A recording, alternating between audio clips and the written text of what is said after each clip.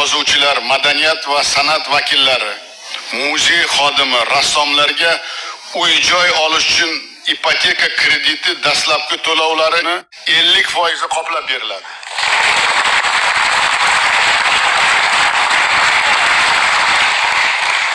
Ijodiy tashkilotlar, madaniyat va san'at muassasalariga boshqa hududdan kelib ishlayotgan soha vakillari ham juda ko'p.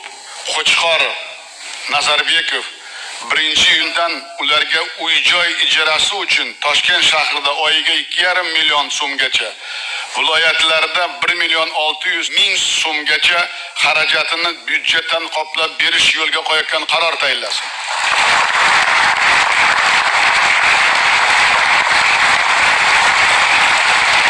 Endi har yili faoliyatida yaxshi natijaga erishgan 1000 nafar soha xodimi davlat tibbiy sug'urta jamg'armasi hisobidan bepul davolanadi.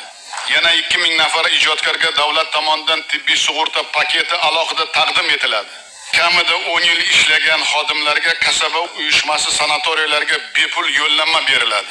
Mahkamov xalq artisti, xalq shoiri, xalq yozuvchisi kabi yuksak faxriy unvonga ega ijodkorlarni aeroport va vokzallardagi VIP zallarda bepul foydalanishni ta'minlasin.